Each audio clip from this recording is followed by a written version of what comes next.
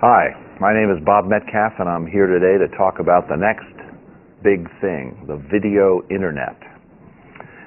Now, I'm not sure what kind of video we're talking about, and I'm not sure if it'll actually be the internet when we're all done, but nonetheless, I'm going to call this the next big thing, the video internet. And one of the questions which I hope to get to in a few minutes is whether in driving the proliferation of the video internet, whether that'll be driven by communication or content or commerce. Let's begin with a short history of networking. In the beginning, there was mail, the U.S. mail, say, and it's still with us. And what came later in the 19th century was telex, the carrying of mail, certain forms of mail, electronically through the telex network. And then telex was generally overtaken by a new electronic network called the telephone network, which, of course, is still with us. The telephone being, as you well know, a two-way communication system generally paid for by subscriptions, and its principal use being communication among people. The next network after that was a television network, which arose during my lifetime. And television, as you know, is one-way and generally entertainment-oriented and paid for through advertising, although increasingly by subscriptions now with cable television. And finally, the current big thing, the Internet, which came to us starting in 1969. Now, the Internet itself has been a series of applications since 1969. The people who first started building the Internet thought that it would be used with dumb terminals logging into remote computers across the country. And that was the first application built to run on the early Internet. And shortly after that, it was realized that in order to run remote computer applications at large computers across the country, you'd have to transfer your data there. You'd have to transfer files. So the file transfer protocol arose. And then shortly after that, a certain kind of file became very important, and that file was the electronic message. And so suddenly, in about 1971, we had email. Then email was pretty much the major use of the Internet for the next 20 years. And during that time, a new kind of structure arose called news groups, that is, where computers on the net would be used to collect emails and keep them so that other people might view a conversation conducted in email, and these would be categorized by topics. So remote login and file transfer and electronic mail and news groups were pretty much what the Internet was used for until the 1990s. And starting in about 1990, we learned about the World Wide Web. And the first form of that in the early 90s was the arrival of web publishing, the use of the Internet for publishing information. And a stunning conclusion from that arrival was the recognition among journalist publishers that there was a new kind of content suddenly. Prior to web publishing, generally speaking, there were two kinds of content. There was editorial and there was advertising, and the whole publishing industry was very careful to keep those, well, some were very careful to keep those separate and how they would be managed. It was called the separation of church and state. But when we began publishing on the Internet, we discovered a new kind of content, which I'll call community content. That is, content which was not produced by the editors of the publication and not produced by the advertisers of the publication, but produced by the readers of the publication. So now on the Internet, I think there are three kinds of content. They're all important, and community content is the new one. Toward the mid-90s, the web then went from publishing into commerce. And what we saw there was the dot-com bubble, which has only recently burst. Not that web commerce is going away, but that there's been a recent correction from which we'll soon recover. So what's the next big thing after the dot-com bubble has burst, after web commerce? And mind you, email's not going away, and FTP is not going away, and web publishing is not going away, and web commerce is not going away. They're all with us, like the U.S. mail. But what's the next big thing, the next thing that will drive proliferation of the Internet, electronic networking? And I think it's the convergence of the web with the pre-existing voice and video networks, the convergence of the Internet, the telephone, and the television networks. So let's talk about convergence, the convergence of the Internet, telephone, and television networks. This is not an entirely new process. It's been going on for some years. In fact, we have some information which I'm about to share with you about the recent history of convergence. So we have these three communities of interest. We have the internet people, my people, we have the telephone people, and we have the television people, all of whom saw convergence, the notion that the internet and telephone and television networks might converge. And they all approached this convergence with certain goals in mind. And what I'd like to now summarize is my view of what they wanted when they approached convergence and what recently they got, which was quite different from what they wanted. Let's begin with the internet people. The internet people wanted convergence with the telephone and later television networks because they wanted ubiquity. They had built this wonderful thing, the internet, and they believed, as I do, that we wanted everyone to have it and to use it. And convergence was a way of getting there because the telephone network is ubiquitous and the television network is ubiquitous. So if only the internet could be put on the telephone and television networks, this great thing that we internet people brought to the world would then be available to everyone. What a great goal. And so we began moving the internet initially onto the telephone network. And in fact, today, most people, more than 90% of the people who use the internet, use it through a dial-up telephone modem. But the internet people got something different, something unexpected that they didn't quite want. For example, when you let a lot of people onto the network who are not university PhDs, is you get what's called newbies. These are people who weren't brought up properly in the ways of the internet and had different interests and different values, and when they came, and they didn't know how to use the internet all that well, and this was infuriating to the internet intelligentsia. And the second thing they got was slows. The telephone network was not designed to carry high-speed data. It was designed to carry voice communications. And so all these people who are accessing the internet through their dial-up telephone modems are doing so slowly, and this is really painful, and so we're all in a big rush to solve that problem. The telephone people saw great promise in convergence too, and they were kind of interested in convergence because what they heard was the internet is a worldwide network and people use it a lot. So the telephone people said, we're going to get a lot of long-distance minutes out of this. People are going to be dialing into that internet around the world, and we're going to bill them minute by minute for their use of the internet. And what a great new business opportunity this is, they thought. What they got, the telephone people, they got something completely different. They got a lot of short-distance hours. That is, instead of long-distance minutes, they got short-distance hours. And people, instead of dialing around the world to access the internet, just dialed an internet access port in their hometown on the same exchange. And instead of being on there for a minute or two or three, which is how the telephone network was designed, they used it for hours, if not 24 hours a day. And the telephone companies were technically unprepared to take on this load, and they had no way of billing for it because for years and years and years they've been organized around collecting money for long-distance minutes, not short-distance hours. So this was a bit of a jolt and a surprise and made them angry about this convergence. Then something even worse happened. People started talking about using the internet to carry voice conversations for free. And the telephone companies in the United States generate about $200 billion a year in carrying long-distance telephone conversations. And the thought that these conversations might be carried for free over the internet was quite shocking to them. Now, of course, free is a very low price, and they're not likely to be free, but the threat of voice over the internet has been very motivating to the telephone companies. They're not sure they want to do convergence all that much anymore. The television community, the television networking people, also saw promise in convergence. For years and years and years, the telephone industry has been trying to branch out into interactive television, and there have been many trials going back 10 and 20 and 30 years, 40 years perhaps, to develop two-way or interactive television. And they saw in the internet, which is two-way and interactive, a chance to finally get at the many benefits that they saw to interactive television. So the television industry began approaching the internet and convergence, and they got something quite different from what they were expecting. On the internet, the tradition is that content and carriage are separate.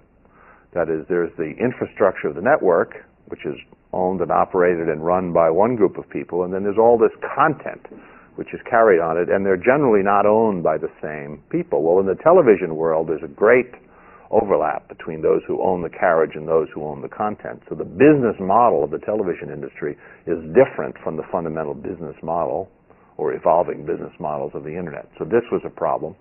And the television people were roundly criticized for linking content and carriage in their various schemes for deriving revenue from the internet. There was even worse development, however, for television people, because television people, for the most part, are used to having 5 channels or 10 channels or 20 channels, a restricted number of channels in which the attention of their viewers is channeled.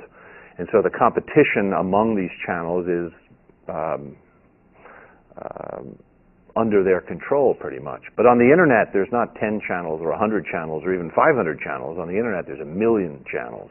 That is, every user of the internet can be a generator of content. And the competition among users of the internet, that is, providers of content on the internet, the competition among them is much more fierce, because the real scarcity on the internet is not broadcast frequencies, and it's not channels on the network, it's the attention of readers. And so the TV people confronted a business model that was alien to their experience. But still, TV has been, the convergence of the internet and television has been the most effective to date. Although when I say that, you have to understand there are 3 kinds of television-internet convergence of increasing importance. The first kind of television-internet convergence is the use of televisions as cheap computer monitors, and you saw this with such systems as you see this with such systems as web TV, where really what you're doing is using the telephone network to connect to the internet, but you're using your television as the monitor, because televisions are generally cheaper than computer monitors. This is really low-grade convergence between television and the internet, and it hardly counts. The second, more vital convergence is the use of cable modems to carry the internet over the television network. And it turns out that cable modems have been the most effective, the most widely deployed method of delivering internet services at higher speeds to consumers. But still, cable modems is a weaker form of convergence between television and internet. The real convergence is when you can carry television over the internet, which is, I believe, the intent of what you're watching now. This is supposed to be coming to you over the internet. So that's the convergence that I think we're after, the ability to carry video over the internet. Trouble is, the standard for carrying video over the internet is what I would call the jerky postage stamp, and you've all seen them when you try to watch video. Perhaps you're watching me now as a jerky postage stamp, a little tiny little square on your screen with me going like this. Of course, you can't tell that I'm doing this, because I probably am already doing this in front of you right now. So I claim that convergence between television and the internet is the next big thing, but in saying so, there's some serious work ahead. There's work ahead in the proliferation of the video internet, and among the work to be done is the deployment of what's called broadband to homes. As I mentioned earlier, most people access the internet through a dial-up telephone modem at a pitiful 56 kilobits per second or less. But in order to put video in the internet, we're going to have to carry bits quite a bit faster than that. A funny problem has emerged. We have lots of bandwidth in the long haul on the internet, thanks to amazing technologies like wave division multiplexing, where we're carrying now approaching a terabit per second on a single fiber. We have plenty of bandwidth in the long distance. And thanks to local area networks, like my own baby Ethernet, we have plenty of bandwidth in the local area, that is, within inside of buildings. But there's a gap. There's a gap between the LAN, the local area network, and the WAN, the wide area network. And we'll call that access bandwidth, getting from the LAN to the WAN. And there is a chasm, currently bridged for most people by this low-speed dial-up telephone modem. So part of the work is getting that chasm bridged, and there's a variety of ways of doing it, some better than others. Most of the so-called broadband methods of access, many of them are through an old-fashioned system called ISDN. And believe me, it would do you no good for me to explain what ISDN actually means. Suffice to say, it's a way of accessing, going from the LAN to the WAN at up to about 128 kilobits per second, which isn't much faster than 56 kilobits per second. And it's a sad comment in our time that most market analysts include ISDN under the rubric broadband, when really it's much too slow to be considered broadband. The next method of bridging the bandwidth chasm here is DSL, digital subscriber lines. That is using the copper that was installed for the telephone network to carry data at high speeds, at 384 kilobits per second, at 1.5 megabits per second, DSL. And DSL is being deployed now, as we speak, over the copper network by a variety of players, including mostly the telephone copper monopolies. Another method of bridging the chasm is cable modems, as I mentioned earlier. The use of the cable television distribution network, which reaches about 65 million homes in the United States out of 110 million. And cable modems are the leading method of bridging the chasm of local area to wide area. And then there are some other technologies which we hope will come along to add to the alternatives and create more competition in solving that problem. Now, in 2001, the cable modems are winning. That is, there are more homes connected at higher speeds through cable modems and through digital subscriber lines than through DSL. And that can be explained very simply. The cable monopolies have weaker monopolies than the telephone monopolies. The telephone companies are huge, and they have airtight monopolies on their geographies.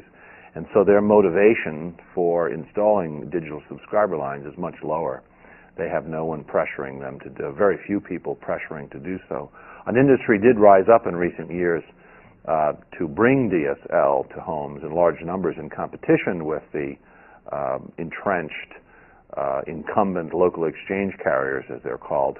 But most of that competition has been throttled through the use of the monopoly power of the telephone companies. The cable modems, on the other hand, are being proliferated by the cable companies, which are themselves monopolies, but they're much weaker monopolies. They have much more competition from, say, satellite, for example, and plus they're more entrepreneurial and energetic, and they've been proliferating these cable modems, and we should be rooting them on as the only way of stirring the telephone companies to movement. So we've had this recent bad news with the bursting of the dot-com bubble. That is, the telephone monopolies are more entrenched than ever in providing broadband, and they will be slow to provide broadband. But the broadband is being deployed, and they will eventually get around to it, and eventually, broadband will begin to arrive in further and further and more places at faster and faster speeds. And in that context, we need to judge where to put video, what applications of video, over what populations, over what businesses, small, large businesses, homes, and so on. A very complicated strategy problem.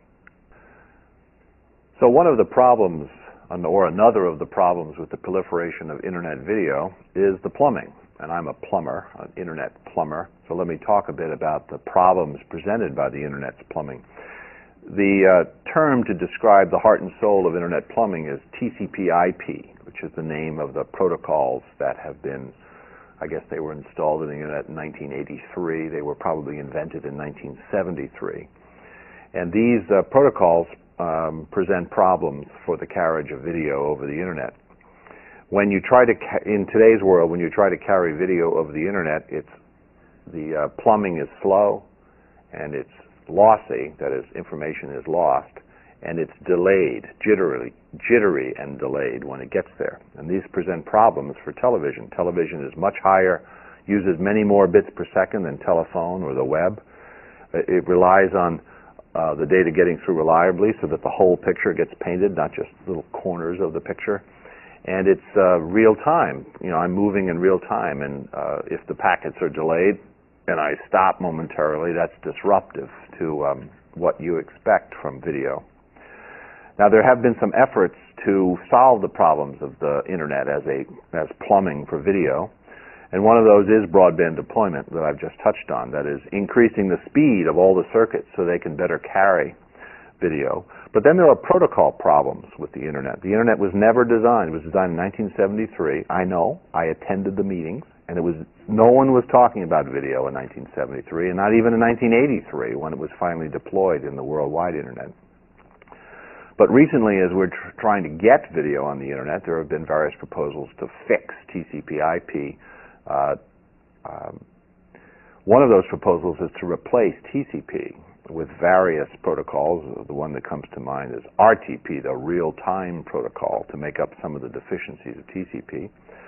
Another solution has been the development of what's called MPLS, multi-protocol labeling system. Actually, I'm not sure that's what it means, but that's a lower-level fix of the plumbing, whose purpose is to speed the packets to the network, to reduce the losses that they encounter, and to get them through in a shorter time and with less jitter.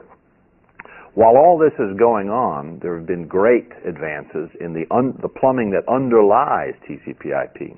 We've seen the development of wave division multiplexing, which is the use of optical fibers to carry on different colors of light, carrying very high-speed data. So you might have an optical fiber with a thousand different, not quite, we're not there yet, but very shortly, 1,000 different colors of light, each carrying 10 or 20 or 30 or 40 gigabits per second. So we're talking about fibers carrying terabits per second. And those speeds are very promising for carrying video. They, for example, are much larger than 1.5 gigabits per second, which is how many bits come out of an HD TV, high-definition television camera. So underneath it all, underneath TCP/IP, is the development of this lambda switching network, the ability to carry lambdas, that is wavelengths of light, over these fibers at very high speed and at very low cost. So what's likely to happen, and I'm about to say something very controversial, what's about to happen is that the internet, which is trying to fix the TCP/IP plumbing up here to better carry video, is going to be overlaid, or I guess the right word would be underlaid, by a lambda switching network, which is not TCP/IP based, and that these two networks won't fight it out somehow, but they will be layered. Now, we see some of that even today. I mean, there is precedent for this. That is, on the cable networks, when you use cable modems, the cable modems carry the TCP/IP network on the same cable that television is carried. That is, there's already an overlay-underlay structure in the cable television network. I'm thinking that in order for us to get to wide-scale, high-definition video on the internet, we're going to have to do a similar thing with the underlying lambda switching network and the overlying TCP/IP internet network. On top of this plumbing, problematic plumbing for the video internet, are what you might call the applications, video applications. And I talk about video as if I know what those applications are, but I don't, and no one does. So we're talking about various uses of the network that involve moving pictures and sound, like you're watching now. And the big question is, I mean, as the infrastructure is being deployed, is what will these applications be? What will drive deployment, and how will this video be used for actual delivering valuable services? So there's a growing list of forms of video, and the big question is, will one of these forms, or yet an undiscovered form of video, rise up to be what we call in the computer industry as the killer app for the video internet? One long-sought use of networks for video is called video on demand. It used to be that you'd go to the movies to see a movie, and then it got to be you'd walk down to the video rental store to get a video, or you'd watch it on pay-per-view or cable television. There's some notion that people want to see video when they want to see it, and they don't want to wait.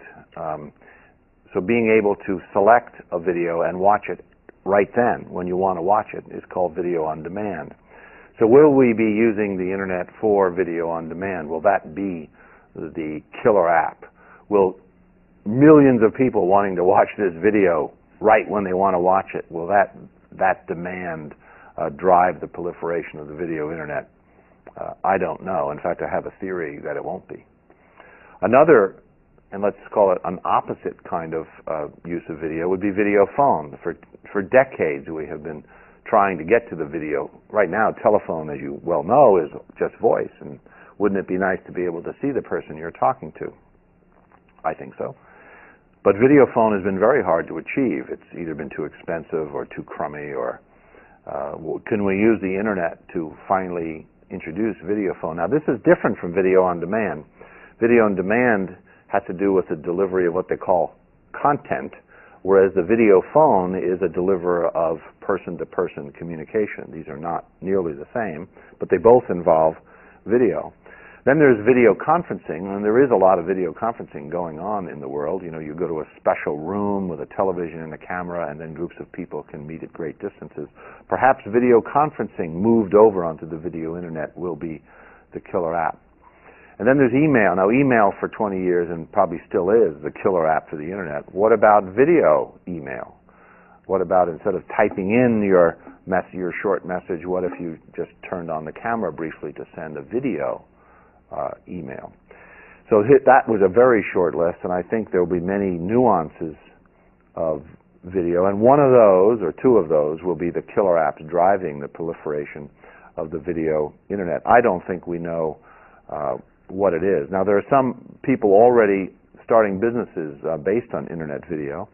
I'm on the board of one small company called Avistar, and based on the state of the infrastructure today, they're focused on delivering, in essence, video conferencing for companies, enterprises. Of course, they choose companies because homes don't have broadband sufficient to carry video, whereas big companies do, so there's infrastructure there. Avistar has also decided that human beings have seen enough television that they won't really appreciate video until it's at least of television quality, not jerky postage stamps. So their whole system is focused around delivering at least television quality, if not high definition later, television quality of a certain standard, that is normal television and up, not something down. But after that, it becomes unclear as to what the real applications are. As this little company introduces new features, they find that some features don't affect whether people use their network for desk-to-desk video conferencing, and other features have a dramatic effect on usage. My theory is that in this case, this is a communication use of video. It's and I've invented a word for this, if you'll excuse me, the consummatability. When you make a video call, what is the probability that you get the job done? Voicemail, for example, increases the consummatability of a telephone call. When you call someone, it's not, and you get no answer, you have not consummated your telephone call. But if you get an answering machine, well, then you might be able to consummate the purpose of the call, even if they're not there. I think what we're finding in the video world is that the consummatability of video calls is important. If you try to make a video call and the person's not there, if you have the opportunity to leave a video mail instead, that increases the consummatability of the call and therefore its usage. So the picture I'd like to leave you with on the emergence of the video internet is one of a 10 or 20-year process unfolding in unpredictable ways with a lot of experimentation and discovery going on in the meantime. And here are some of the phases that I anticipate will occur in this proliferation. Often in the proliferation of a new technology or a new infrastructure, there's an arbitrage factor. That is, the old way is expensive for artificial reasons, for example, regulation of the telephone network. And the new technology arrives without the burden of that regulation and is able to just be cheaper, better, faster by version of arbitrage against the tariffs that are not really related to costs or underlying factors. The arbitrage phase is frequently followed thereafter by actual cost savings. That is, the old way is more expensive than the new way intrinsically, and so the new way begins to dominate. Another phase, often the third phase, is where the new technology brings with it new applications that were previously not possible with the old technology, and that's attractive to people to do entirely new things. Not to do the old things, better, cheaper, faster, but to do new things. Then after that, you begin to see the convergence of the old and the new, the integration of the old and the new. So for example, video, pure video, like you're watching now, is probably not the right answer ultimately. It'll probably be the connection of video with PowerPoint, video with telephone, video with conferencing. That is an integration across applications that were previously separate. And then other factors which pace the proliferation of the infrastructure have to do with the making of standards. These technologies must be standardized over time. That is, communication and content delivery infrastructures require standardization because they require vast investments in infrastructure, and no one is willing to make infrastructural investments without standards. If they are willing, they're unwise, because when you invest a lot of money, you want to be sure to have standards so that you have multiple suppliers that you can set against each other in a competitive environment. A question which arises in this unfolding is, as I mentioned, which will be the killer apps? And we have these broad categories that we've seen emerge on the pre-video internet. We had the emergence, as I mentioned, of the publishing web publishing, where that was content delivery in a new way. Then we had communication, and it's been, in the history of the internet, communication has been the more vital use rather than delivery of content. In the early days of the internet, there was CompuServe and Prodigy that were content-oriented, and along came America Online, which was very communication-oriented, and we know which ones won. That is, communication proved to be the more, at least in the short term, the more desirable use, the more driving use. And then came commerce. So we had communication, content, communication, and commerce, and we can wonder and guess whether that same evolution will recapitulate itself in the video internet. Now, video has in the past been driven by entertainment. Television is mostly entertainment, and it's an advertising business model for the most part, although increasingly there are subscriptions, but I think it's best to think of it as an advertising, entertainment-driven medium. How will that be affected by integration with the internet? I think entertainment will drive adoption of the video internet, and that has some good. Will have some good implications for education. We talk about education on the internet and the use of the internet in education, and I think as video and entertainment get into the internet, this bodes well for education, because right now education competes with entertainment on an uneven footing.